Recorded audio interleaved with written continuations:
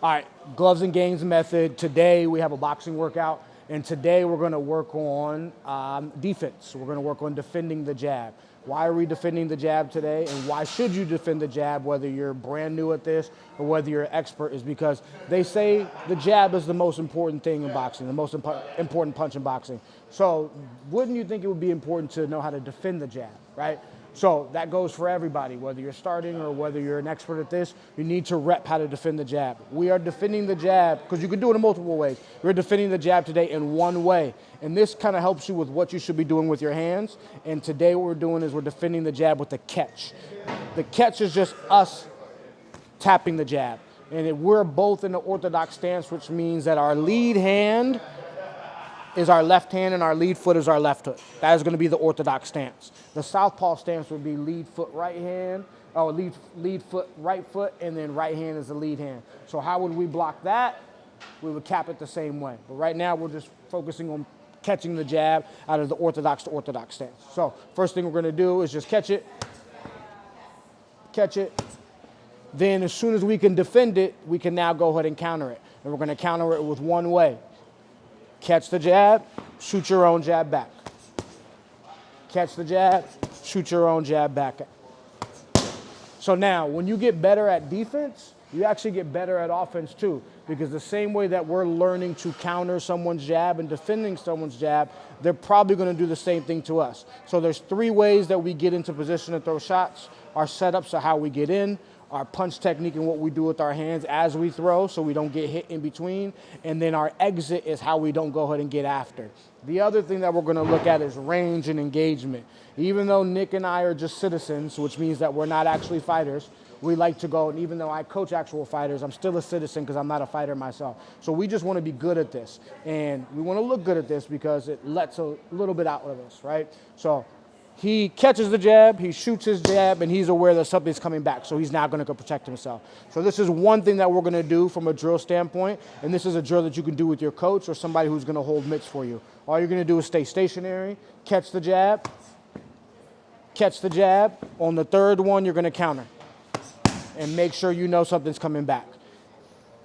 If we're in range like this in front of each other, Nick has to always understand that he might get hit.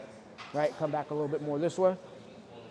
If he wants to take that break and not have to think about everything that's happening right now, he should just go ahead and take a step back. But for drill purposes, he's just going to stay here so we can get that done 10 times, right? Catch, counter. Good. Catch, counter.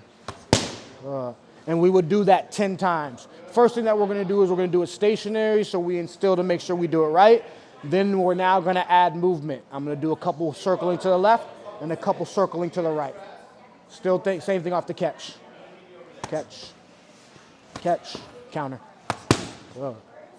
Catch, counter. Going to the right. Catch, counter. Catch, counter. So that's how we would do it with a coach. Now I'm going to get my gloves so we can see how to do this with the partner. The way we're going to do this with the partner is the same way we do it with the coach. The only difference is you're actually getting thrown at by your opponent with actual gloves. Same thought process, we're going stationary, and then we're going to go circle. Even though this is a controlled drill, we don't want this to be patty cake. We want to change the cadence and the rhythm and the timing of how we throw these shots. But we're still doing the same thing. Catch two, counter on the last one. Go ahead first. Stationary first.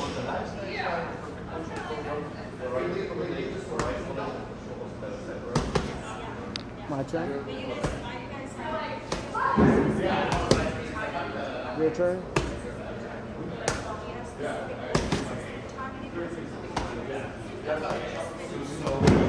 So now we're going to add the movement. We're going to go to the left first. I'll start off with the jabs.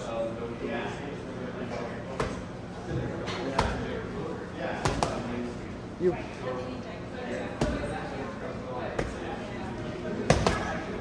Going top to the right.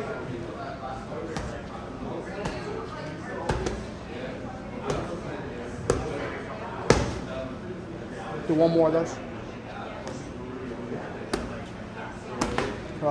So that is a drill that you can do with your partner. Once again, you're starting from a stationary position, and then you're going to add circling to the left and adding movement to the right as well. The last thing that we're going to do is we're going to do this on the bag. The bag takes a little bit more creativity and a little bit more imagination. But if you start doing this with your coach or you start doing this with your partner, it's easy to take your eyes a little bit to go to the bag. You should be so obvious at this that someone from far away can watch you and really understand that you're catching something, you're catching something, you're catching something, and then throwing. So we're going to do the same thing that we did as far as with Nick when I was coaching him, and we did the same thing that we're going to do that I did with Nick when we were going with the partner. This time we're going with the stationary, right? So I'm catching, throwing, getting out.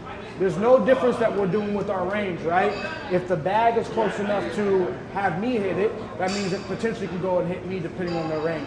Which goes into the next thing for you guys. When you're fighting somebody, you're never really finding out your range. You should know what your range is because you're so intentional with where you're at on the bag and how close you need to be to hit it. You know how close your feet need to be and how far your arm can go and extend out to throw a jab, throw a right hand, throw a little bit, but that's a little bit more advanced. But in the beginning, you understand how close you need to be to go and extend that jab all the way out.